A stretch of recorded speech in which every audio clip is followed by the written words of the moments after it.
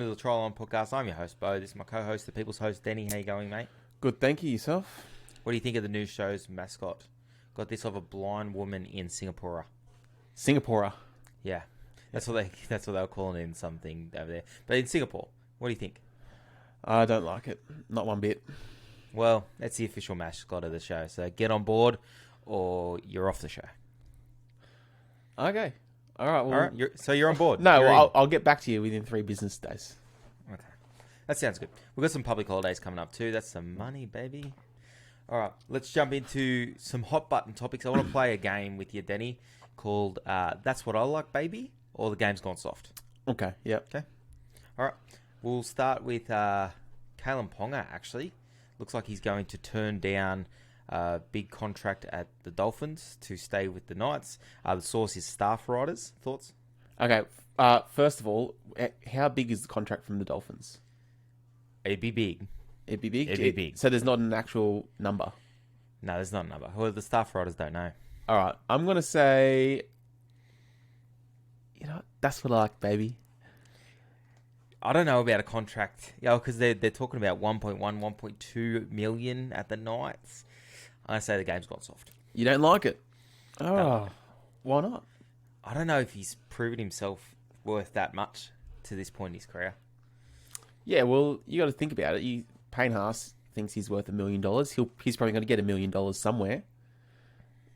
I don't think he's worth $1 million either. You don't? Not at the Broncos. Well, there you go. I think he is worth $1 million. Well, is he going to play much better than what he's been playing in the last few years? Does he have much more of a ceiling than that? Well, you've got to think that he's going to add a little bit more to his game. An offload, bit of ball playing skills. He's been pretty destructive. He's one of the best front rowers in the game, probably one of the best forwards in the game, and his team's still on the bottom of the ladder. Look, I'm paying him $1 million. I'm paying Payne Haas $1 million. I'm paying Kalen Ponga $1 million. You're paying them all. You give them all $1 million. Give them all $1 million. Yep. All right, I reckon the game's gone soft. Also, Staff Writers, get out. I think the Cowboys have locked in boom teenager Jeremiah Nanai. You like it? That's what I like, baby. That's what I like, baby. Yeah, I do All like right. that. The Broncos are investigating a fight between Payne Haas and Albert Kelly that was 2 weeks ago. It was after the Bulldogs game. Thoughts? The game's gone soft. It's just when two teammates can't have a little punch on. Yeah. Little friendly punch on. What's a little friendly punch on? Nothing. Between friends. Yeah, between friends. Just let him be. Who cares? I think Payne Haas should get suspended for not punching him properly. I think if anything, because the punch on was so pathetic, they should both get suspended for that. It was absolutely embarrassing. If anything, that brings Payne Haas's value down for me. The Broncos punch should tear up both their contracts for having such a crap fight. Yeah. If he's going to fight properly. Yeah. That's what I think. Anyway, I think they'll both get suspended. I think it's a bad look for the Broncos. So I'm going to say... Well, I don't really know. I didn't really pose a question. But... Do you like it or not? That's the game. Game's gone soft. All right. The Broncos are soft. They should all be suspended for how they played on the weekend anyway. Game's gone soft. Payne Haas, Albert Kelly, both soft. Yep. Staff Writers again, the source was, by the way.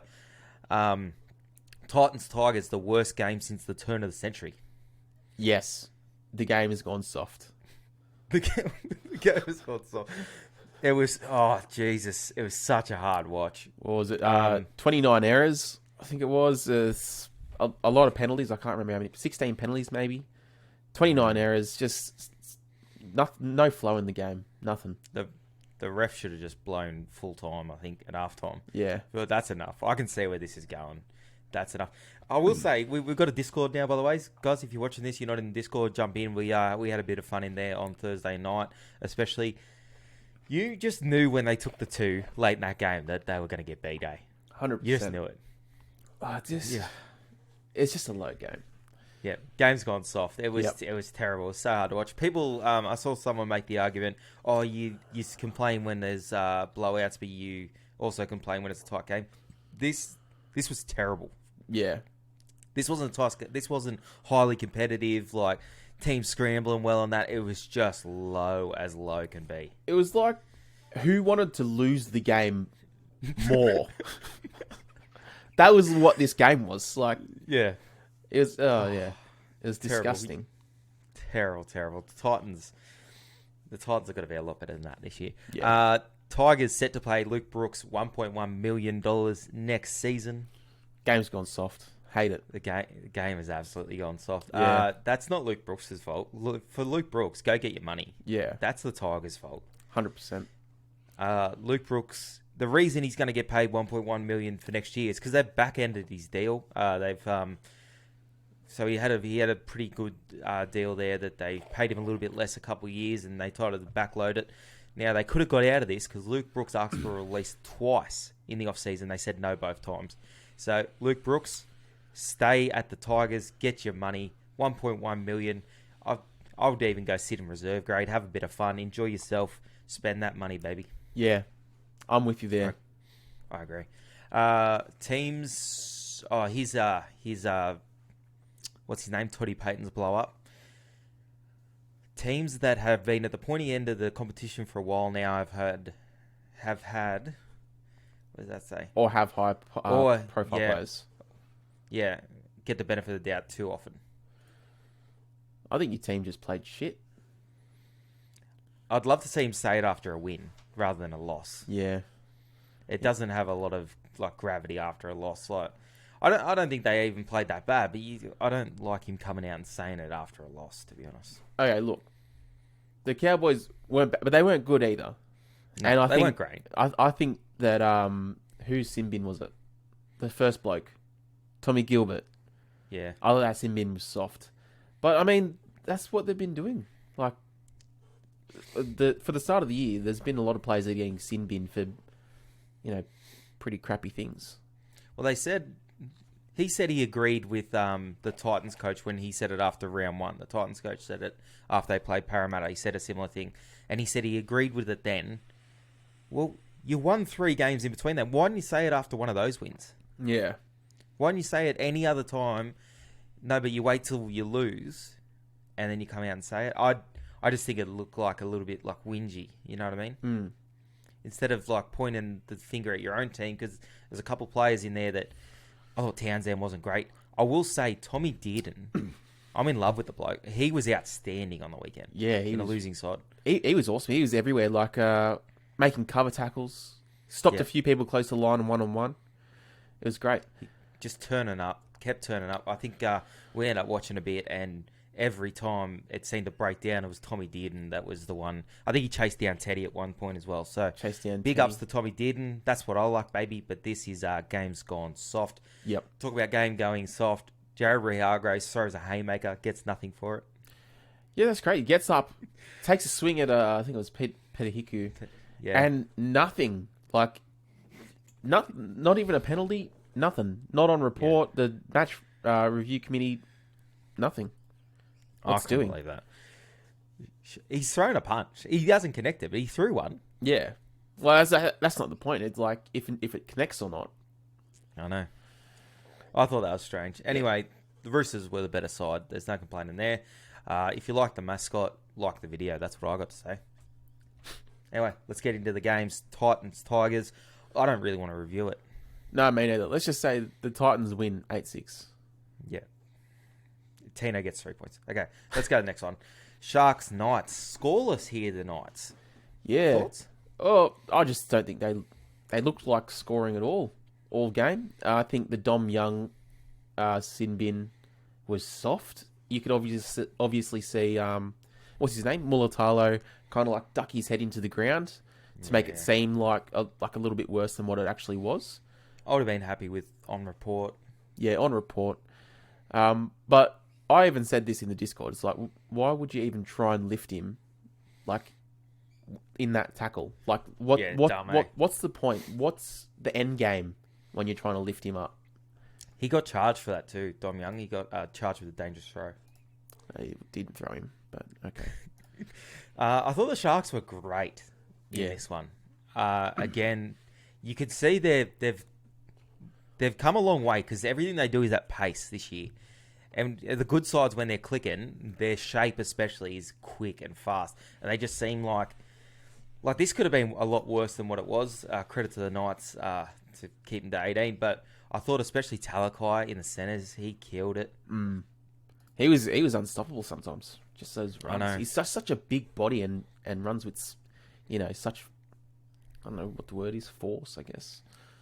Vigor. Yeah. Intent's a good one. There you go. I think he was able to do that because of how the Sharks played a lot of the game. They played a lot of the game real fast. There's a lot of fatigue in the game for the Knights, and he just took advantage of that. And they done a good job getting the ball to those kind of strike players, which I think we see some clubs struggle at that, especially the Broncos. They struggle at times finding their strike plays when they should. Yep. But yeah, they were very good. Talakai ended up getting the 3, and the Sharks, they're looking like a prospect for a possible top 4, definitely top 6 prospect. Yeah, for sure. They're looking good. It's early. Nico Hines is smoky for that 14 jersey, I reckon, on the bench for the Blues. I was going to say, Nicholas Hines or Ryan Papenhuyzen. Or Jack Whiten's in form as well. He is. That's the thing. He had a bit of a low year last year, Jack Whiten, but he's picked it back up. I think he's playing pretty good footy. Obviously, Ryan Papenhuyzen's playing great as well. I just think Nico was the 18 last year. I think he might get first shot. Who was in the 14 jersey last year? Was it all forwards last year on the bench? Can't remember. Did they play Jack Whiten at all? I don't think so. That's going to irk me. You go on to the next game. I'll find out this for us. Yeah, right. Also, on to the next game. We've got the Panthers defeating the Bunnies in the grand final rematch, 26 points to 12. Zay Yo again with the 3 points there. Oh, so he's now a perfect 4 from 4 on 12 points in the leaderboards. But in this one, bloody the Panthers, they get what's his name back? Nathan. What's his name? Yeah, Cleary. Cleary. He had a pretty woeful night with the boot, but it was pretty windy up there. But yeah, I thought it was a good game. I thought South played pretty well in patches again, but just the Panthers, they're just a cut above everyone else. Jack Whiten played the 14 for 2 games, and Appy played it for the last game. Appy. Yeah. But yeah, not a lot to say here. I thought the Rabbitohs had their chances, but the Panthers repelled them. They were pretty good, the Panthers. And what's that? They're 4-0. The only team undefeated. Panthers are 4-0. That is right. Yeah, never mind. I was going to say something, but don't worry about it. I think Dylan Edwards has been snubbed a couple of weeks. I think he could have got man of the match round 1, and I think he could have got man of the match here as well. I think round 1, definitely. He ran like 330 metres or something. Crazy. Well, he put up 290 in this one. Oh, 290 off 26 carries. Well, there you go. I did not even see that. 290 metres. Damn. I think he played pretty well too, and he's killing it. It's amazing what you can do when you have 2 feet. He's running on a broken foot for the last year. Yeah, and now he's gone to another level. He's probably one of the form fullbacks, to be honest. Definitely top 3. Yeah, well, I guess you got to be up there if your team is undefeated for the start of the year. Well, I mean, they've been very good for a lot of years, but you probably never talked about Dylan Edwards in that topper echelon of fullbacks. No, not really, because it's always like your Papenhuyzen, Ponga, Latrell, yeah. Teddy. Always been up there. I'd have him over Ponga at the moment for sure. You know what? Yeah, I think he's playing a bit better than Latrell at the moment. Form wise, I'm not saying all time, but form wise, yeah, I'd probably have him top 3. So you'd have what? Maybe Teddy, Pappy. I think Pappy's the form fullback of the competition. Yeah, I think so too. I think you're there. Followed closely by probably King Gutho. Yeah, probably. yeah. He played all right yesterday, though. No, he all didn't. right, let's go to the Warriors-Broncos game. The Broncos they got big issues, especially Pat Carrigan's going to be out for a few weeks now. You would like to think Payne Haas probably gets suspended for that little scuffle with Kelly. Kelly's out as well with a leg injury. Bit going on. And the most positive thing about them the last few years has been their middle. If they're going to lose Payne and Pat, that's 2 big outs for them. Yeah. Look, I think there was some questionable calls that went against the Broncos in this game. There was two in particular I'll talk about. Obstruction. When no player was actually obstructed, the defender went up and pushed Payne Haas while Payne Haas was retreating behind the ball. I think you even said when the defender initiates the contact, that is not an obstruction. Yeah, I've got a absolute war on obstructions at the moment. Yeah. I'm on a war path for Yeah. obstructions. Yeah, and then the next one that I wanted to talk about is when Jake Turpin and Adam Reynolds held down one of the Warriors players, and then obviously it's a penalty, and Jake Turpin got sent for 10 in the bin, but Adam Reynolds wanted to, what's that word called? Challenge it. Use his captain's challenge. So something happened in the trials early this year. The exact same thing with Munster. He calls a penalty, and as soon as he calls a penalty, they say challenge, and then the ref's like, all right, you can challenge it, but if you're wrong, you send it for 10. Yeah. So maybe just a little bit of consistency from the refs. Well, and the thing is, you get conditioned to see things. Like, everyone saw the Munster thing, and then when they done it, when it happened on the weekend, everyone thought the same thing. Oh, well, if they'll challenge it, and if he gets it wrong, he'll go to the bin. Because that's what we know, that's what we've seen. Yeah. And then the ref does something different, and that's when people are like, well, so what is going on? Yeah. The ref said he didn't make a call on the Selwyn Cobbo knock on, so you can't challenge it. But the same thing happened in the Melbourne game, so I don't know. He didn't make a call on, but the bunker can officiate on it, can't they? I'm not too sure. No, I don't be know. honest. Anyway, for the obstructions, there was another one in the Rabbit. There was two in the Rabbits Panthers game. The first one I was happy with. Tom Burgess, I think it was a lazy effort not to get through the line. He stops in the middle of the line. If you stop in the line, I'm happy for the play to die, because that's on the attacker. You've got to be better than that. Yep. But then Targo runs a lead and rips off Ilias's outside shoulder. He does a better job of getting through the line, though. That's my only caveat. I thought he was pretty good at getting through the line. Yep. But he ripped off his outside shoulder. Outside shoulder, 100% is no try. Yeah. You can't do it. You can't run into a player's outside shoulder. And then in this game, Payne Haas plays the ball. So where does he go? Yeah. And then I said to you, we rewatched it, and Payne Haas, he turns around, plays the ball, stands up, and starts walking towards the ball. So if the bomb goes up and you're running an escort, you can run straight towards the ball. It doesn't matter who you touch, as long as you're running towards the ball, it's fine. Payne Haas turns around, starts walking towards the ball, and then a defender comes, pushes him, and they call an obstruction.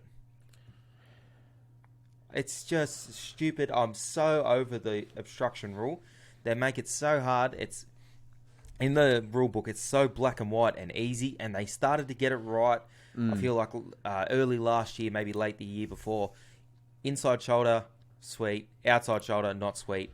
They figured it out, and people were starting to, okay, well, that's fine. I'll see that. Yeah. Now they're going back on that, and they're saying, oh, would he have got there and stuff? They can't do that. Yeah. Can't be the would he have got there, because that ruins every argument. Yep. And a big thing with that Payne Haas obstruction is they're only down 6-0 at that point, and you never know what happens if they never call that obstruction. Yeah. Huge turning point in that game. Anyway, credit to the Warriors. They were obviously too good for the Broncos. The Broncos have got a lot of work to do, but the Warriors get a win, 2 in a row. I can't remember too many times they've picked up back-to-back wins in the last couple of years, so that's good for them. Hopefully they can build on that. I don't know who they got next week, but hopefully they can keep going. They got... Who the heck do they got? They got the Cowboys. Oh, they got the Cowboys. Hopefully they get flogged next week, actually. Hopefully they get lapped next week. All right. Manly and the Raiders. I think this one went how a lot of us thought it would go. I don't really rate the Raiders too highly. I thought Manly would be too good, and it turned out they were. I thought this would have been a little bit closer than what it was. Manly haven't been playing like that well over the last few weeks. Only just picked up their first win last week, a 1-point win over the Bulldogs. But yeah, Canberra haven't been playing too good either. So I guess I couldn't really pick this one. Didn't really. Can't. It's hard to get a read on the Raiders, but Manly hadn't really played on a dry track all year. And we looked and we knew it was going to be dry up in Mudgee. I just thought it suited them like a little bit better. They got more points in them. And Daly Cherry Evans was the story of this one. Yeah. Look, how good was his kicking game? his kicking game was awesome. 40-20, 20-40 in a field goal. That'll do, eh? Yeah, that'll do. Not enough for 3 points, though. Yeah, that's Come on. That's crazy. Mate, Tommy had he didn't have that good of a game to get the 3 points. I think he should have polled, just not 3. Yeah. I don't know where they've pulled the Josh Allier 1 point from, but He wasn't too good either. I was actually going to tell you, last year, this is what happened to Manly as well. They lost their first few games, then they win a game by 1 point, and they're now going on a tear. yeah, You think that the same thing will happen this year? maybe. They are flat track bullies too. They do like playing teams that aren't great. Yeah, I mean, they got the Knights, Titans, Sharks, Bunnies, and the Tigers in the next 5. How's this? Last year they won by 1 point. Next week they smashed the team they played in Mudgee. Oh, well, there you go. There you go. Next week they're at Bank West. Taking on... next week they're at McDonald Jones. They're at Bank West in this one. Oh, okay. McDonald Jones against the Knights, coming off back-to-back losses. That'll be a good game. Oh, yeah. It should be. We'll see. All right. What's next? Who's next? Roosters defeat the Cowboys 28-4. Your favourite game of the round. I think we've set our piece here for this game. Tommy Dearden was good. It was like a flashback to the Cowboys of old. Just couldn't control the middle. Got cut to bits up the middle by the likes of Cleary and Keary and Tedesco. It was a bit hard to watch, to be honest. It's what happens when you're a man down for 30 minutes. Sorry. Yeah, I know. That's a big thing too. They scored 2 of their first 3 tries. I think we're more a man down. Oh well, on to next week for the Cowboys, I guess. I don't know. We'll flog the Warriors. I don't think it's not panic stations for the Cowboys. I don't think they were that bad. I think we completed really well in the first half. We're in the game. I think they score in like the last 10 minutes of the first half after they scored early. Yeah. So have a look. They scored 3. They scored 3, but 2 of those was with 12 men. Yeah. Apparently, we're the only team that can't defend with 12 men. Everyone else seems to be able to handle it sweet, and we just capitulate. Yeah. Can't really blame them for that. And then the try straight after halftime really hurt too. But they scored early, and then it was pretty competitive after that. And then we got someone sent to the bin, 2 more tries. Thank you. Good night. Game over. That's just the way the cookie crumbles, mate. Well, the cookie crumbled, but I didn't like it. No, you wish the cookie hadn't have crumbled. Where do you stand on cookie crumbling? The game's gone soft. The game's gone soft. Yeah. I agree.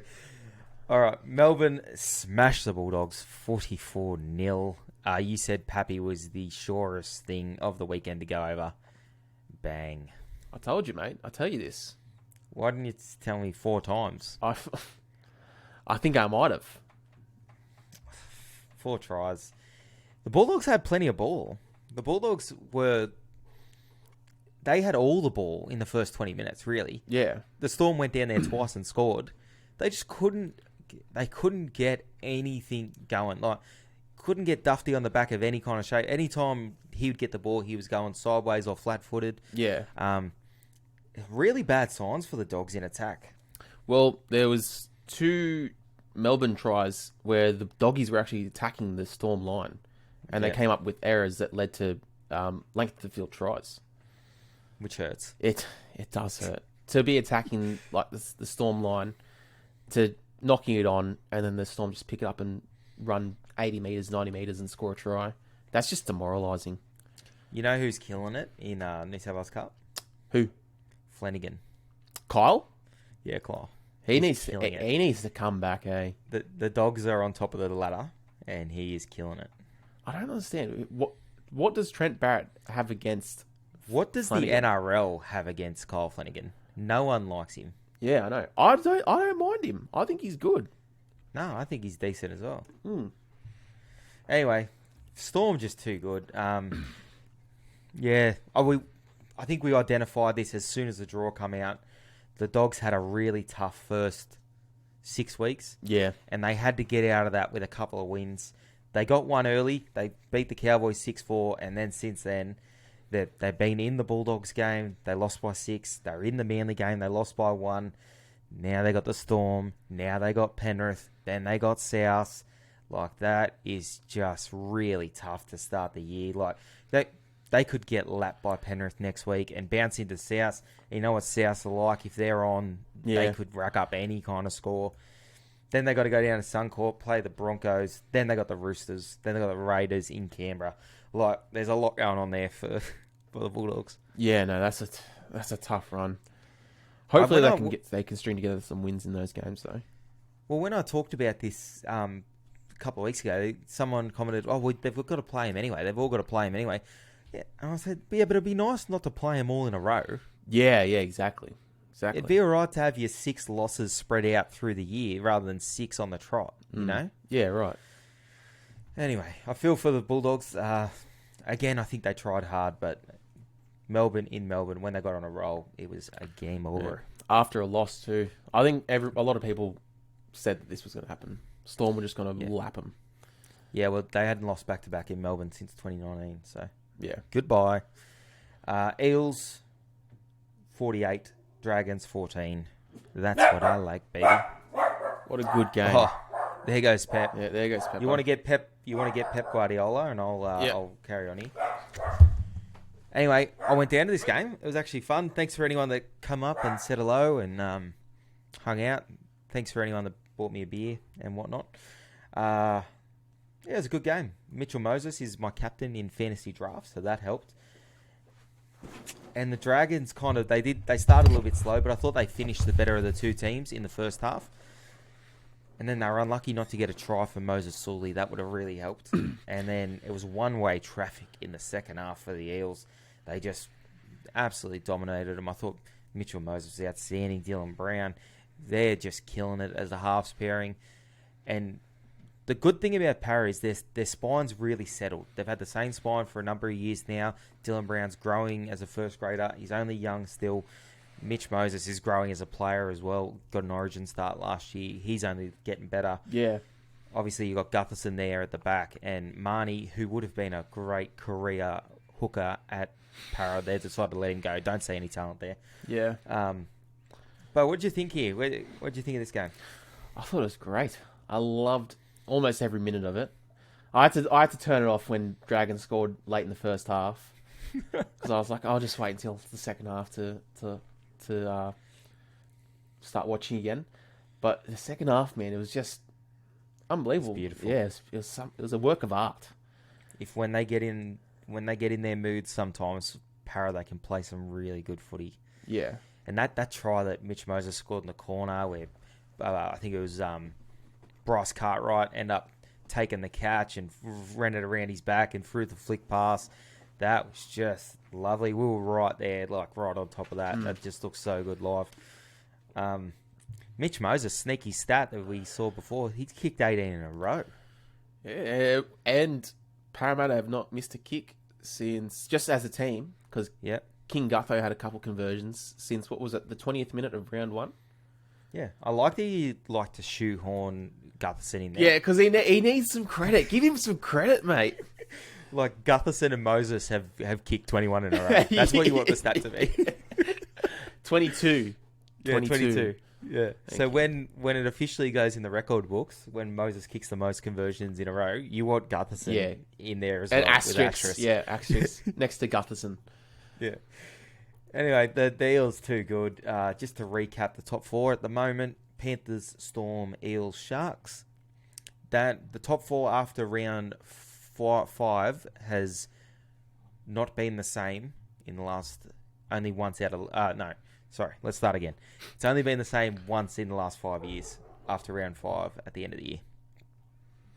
Wasn't last year. No, it was like 2019, I think. 2019. Okay, well there you go. Yeah. But I think 3 or 4 have been in there pretty much every year. So last year you'd like to think Panthers, Storm, Para, Eels. Yeah. Yeah. Para number 1. minor premiers. Yeah, obviously. Easy. And then they go on to win the grand final. So, Well, Para, it did help yesterday, but they got the best for and against at the moment. best attack. Yeah, best attack. Don't have the best for and against. Surely not. Yeah, you do. 124. No. That's I was 4. looking at the wrong thing. That's 0.4. No, you have a terrible for and against. Yeah. Sorry, mate. We have the best attack in the comp, though. Oh, well, the Cowboys have the best defense. Equal. What's the Cowboys' defense looking like? 52 points Oh, yeah. conceded. Using the Sharkies, baby. Yeah. And We then, would flog the Sharks. If we had the chance, we would flog the Sharks. please. Para would flog the Sharks, too. Yeah. Why don't we just combine teams? How many players do you reckon for the Cowboys side make the Eels side? I think Val makes it. Maybe the Hammer as well. Do you take Tamalolo? Yeah, you know what? I don't think we need any of your forwards. Just Val. And maybe Tommy Dearden. Yeah, Dearden. In the 18. Where's he playing? 18 jersey. In the 18. Yeah. All right, that's fair. I thought Nathan Brown was really good yesterday too. We rate him. We think he's really good with his direct running, and then he's got that pass in him. He's a good looking man. I think he's really good. All right, we lost Danny for a second there, but that's it. Say goodbye to the mascot. We're wrapping it up. Look at that. I'm not saying goodbye to that thing. That cost me $20, baby. Too much? Did I overpay? Yeah, you buy $20. All right, see you guys.